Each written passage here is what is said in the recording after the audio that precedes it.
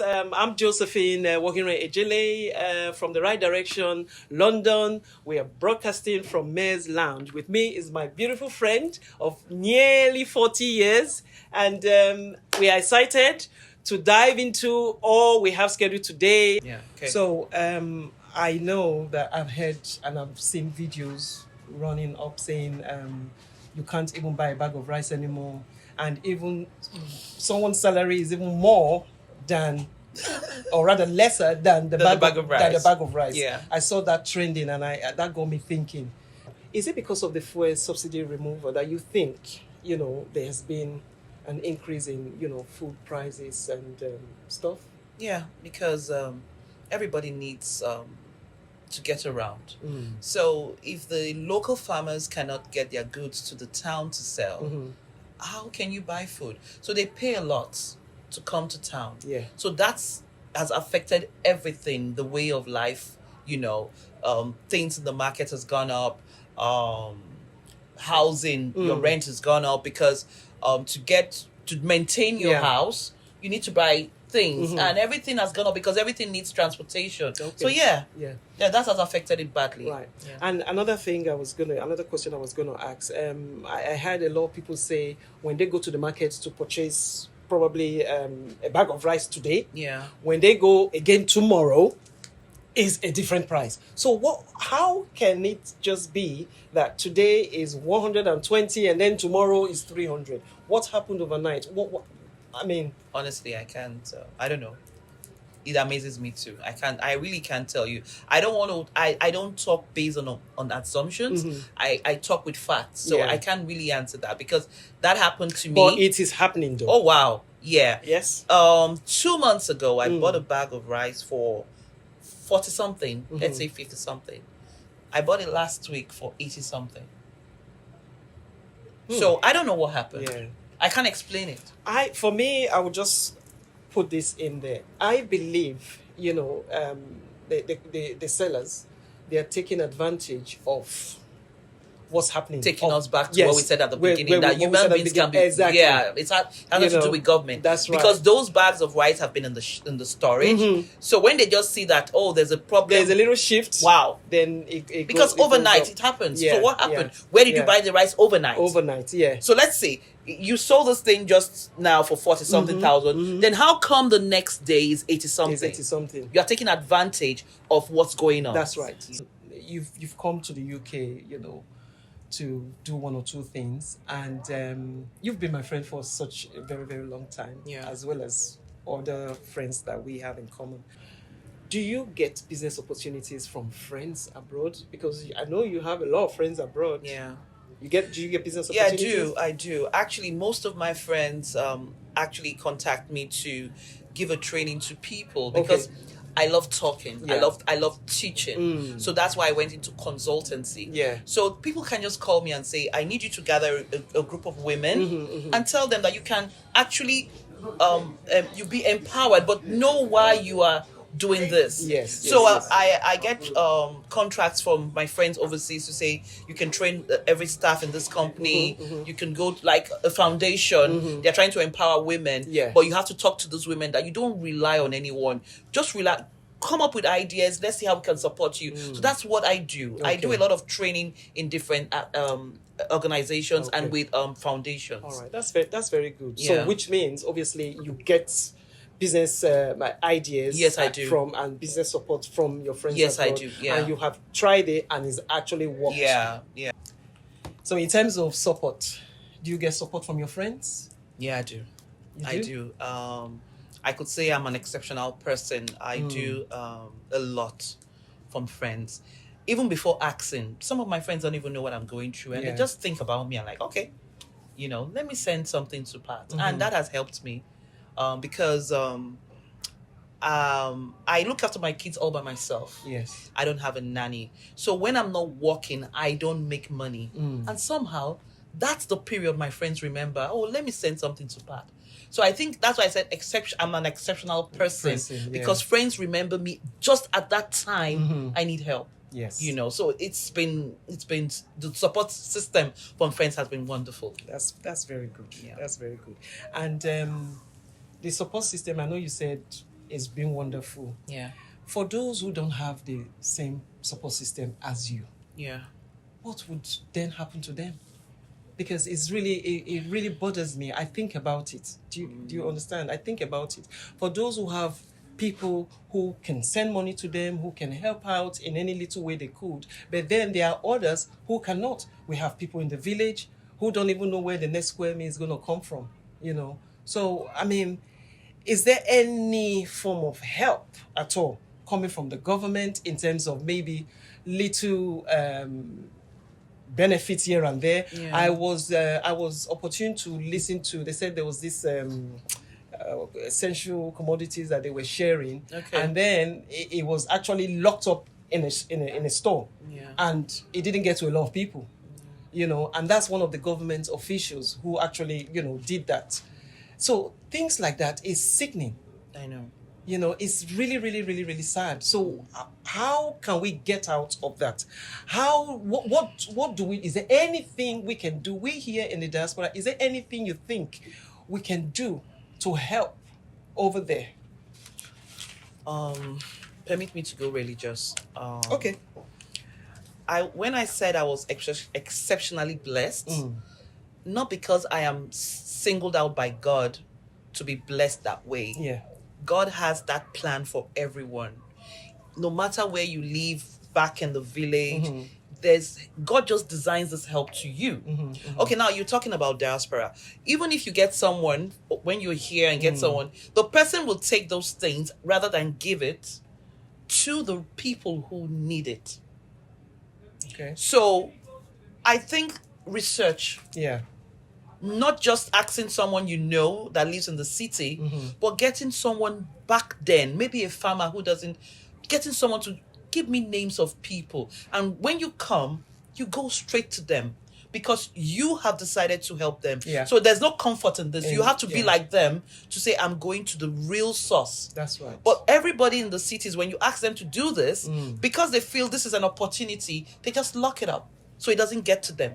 But somehow help gets to them because God is someone who sees everybody equally. He's not someone who will allow those people to suffer. That's true. Yeah. Yeah.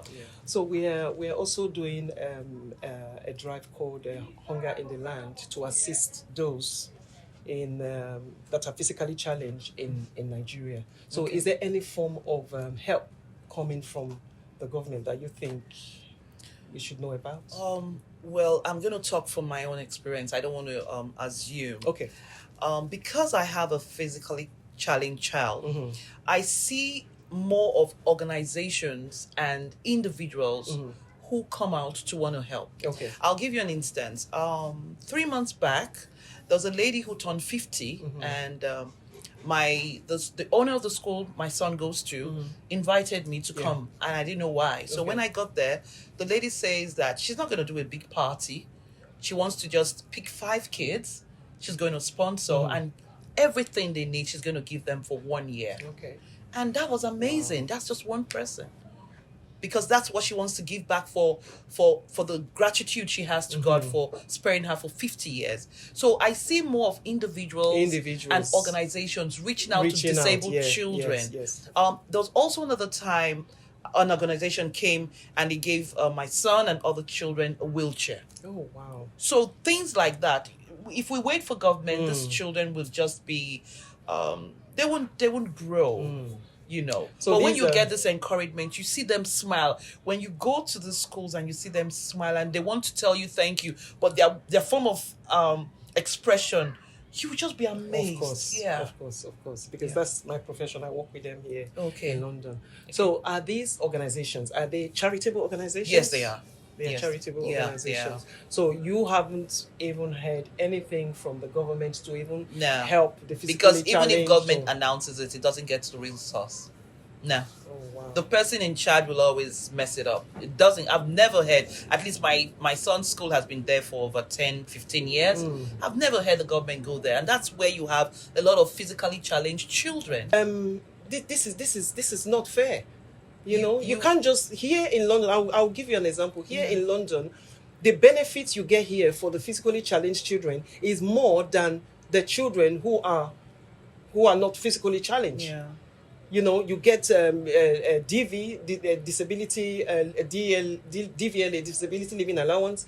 You get to put in a house where is wheelchair accessible. So there are a lot of things, you know. So it would be nice for the government to actually kind of like, if they want to tap into what we're doing here, which I don't know, but it would be nice for them to do that. You'll be amazed that I actually took this thing up one time. I wrote to the state government that I want to have a seminar, because I'm a consultant back home. I want to have a seminar with mothers with special children, because I noticed that a lot of parents hide their kids. I don't hide my kid. Yeah.